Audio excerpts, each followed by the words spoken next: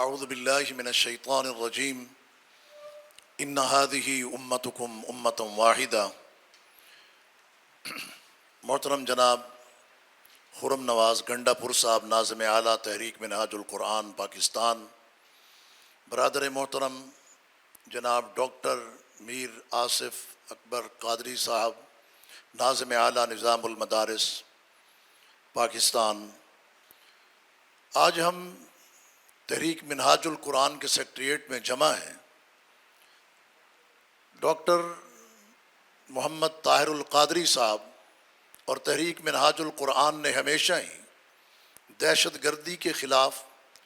اور قیام امن کے لیے علم اٹھایا اور گاہے بگاہے علماء کو، قائدین کو، عمائدین کو یہاں پہ جمع کیا۔ اللہ ان کی جہود کو قبول فرمائے اور اس وطن عزیز کو امن و امان کا گہوارہ بنائے۔ مارکہ بنیان مرصوص سے قبل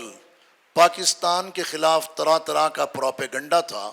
افواج پاکستان کے خلاف زبانیں لمبی لمبی تھیں، پاکستان کی ایٹمی صلاحیتوں اور میزائل ٹیکنالوجی کے خلاف بھی بڑا پروپیگنڈا تھا، اور اس کے ساتھ ساتھ ہندوستان آئے روز پاکستان میں اسی طرح دہشت گردی کروا رہا تھا جس طرح ابھی حضرت علامہ طاہر محمود اشرفی صاحب نے بیان کیا، بنو میں، لکی مروت میں۔ اسی طرح پاکستان کے اندر علماء کے لاشیں بھی گر رہے تھے اور عوام کے بھی، اور ہندوستان اس کے اوپر شیطانی رقص کر رہا تھا۔ اور پھر جب اس نے پہلگام کو بہانہ بنا کر پاکستان کے اوپر حملہ کیا، مساجد کو اور مدارس کو اور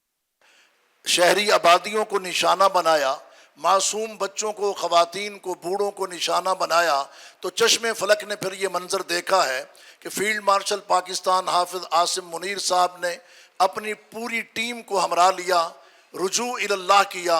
اللہ کے سامنے سجدہ ریز ہوئے اور اس بات کا مصمم عزم و ارادہ کیا کہ ہم نے انشاءاللہ العزیز ان معصوموں کا بدلہ بھی لینا ہے اور ان گری ہوئی عبادت گاہوں کا بھی بدلہ لینا ہے جو ہندوستان نے نشانہ بنایا ہے۔ تو پھر چشم فلک نے وہ منظر دیکھا کہ الحمدللہ 26 کے 26 ہدف ایسے پہنچے کہ وما رمیت اذ رمیت ولکن اللہ رما۔ رب العالمین نے ہر ہدف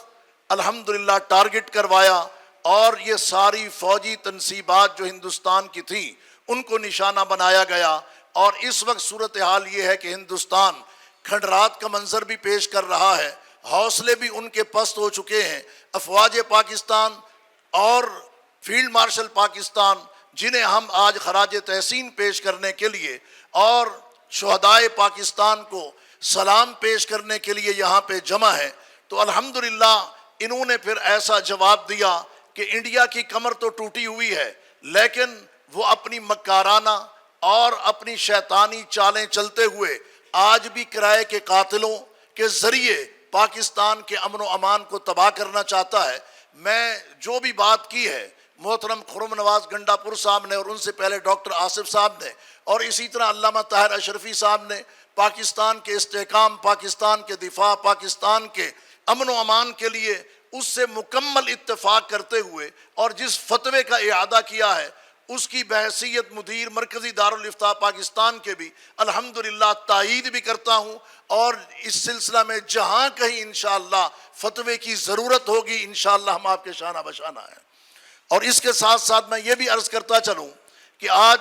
جس چیز کی ضرورت ہے وہ یہ ہے کہ دیکھیں پاکستانی افواج ایمان، تقوی، جہاد فی سبیل اللہ کے ماٹو کے ساتھ کھڑی ہے، اور جو افواج پاکستان کر رہی ہے وہی اصل جہاد ہے جو افغانستان کرائے کے قاتلوں اور ان کی سرپرستی کرتے ہوئے کروا رہا ہے، جو ہندوستان کروا رہا ہے وہ فساد فی الارض ہے۔ آگے ان کے اعلی کار بن کے اگر کوئی بھی شخص پاکستان کے خلاف قدم اٹھاتا ہے تو وہ دہشت گردی ہے، اور ایسے لوگ اسی سلوک کے اور اسی رویے کے لائق اور مستحق ہیں جس کا تذکرہ بھی یہاں پہ کیا گیا ہے۔ افواج پاکستان کے ساتھ اتحاد و یکجہتی اس بات میں ہے کہ جہاں ہم اپنی تقاریر میں، خطبات جمعۃ المبارک میں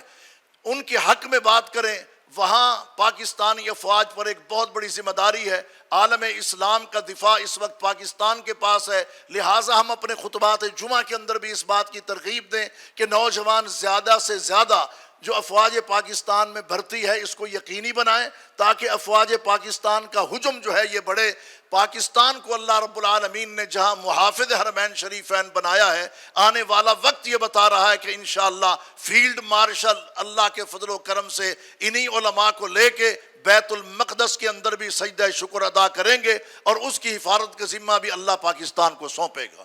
تو افواج پاکستان کے ساتھ یکجہتی یہ ہے کہ ہم بھرتی زیادہ سے زیادہ کریں۔ اور یہاں پر جو صورتحال ہے ہمارے حوالے سے وہ یہ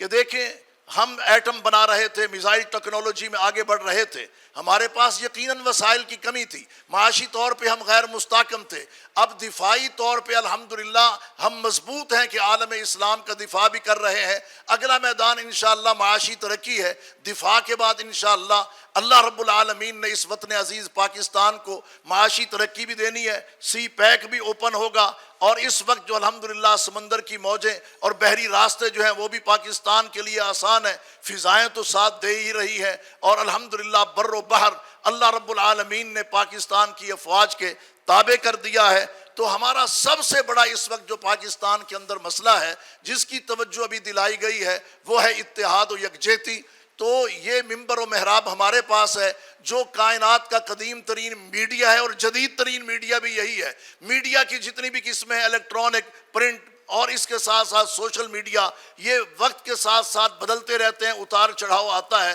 لیکن ممبر و محراب کو کبھی زوال نصیب نہیں ہوا، ہمیشہ ترقی ہی ملی ہے۔ تو اس کے ذریعے ہم نے کیا کرنا ہے انشاءاللہ العزیز، پاکستان کے اندر امن و امان کے قیام کے لیے، اتحاد و یکجہتی کے لیے انشاءاللہ العزیز ہم نے اپنا بھرپور کردار ادا کرنا ہے۔ اور آخر میں جو علامہ طاہر اشرفی صاحب نے بات کہی ہے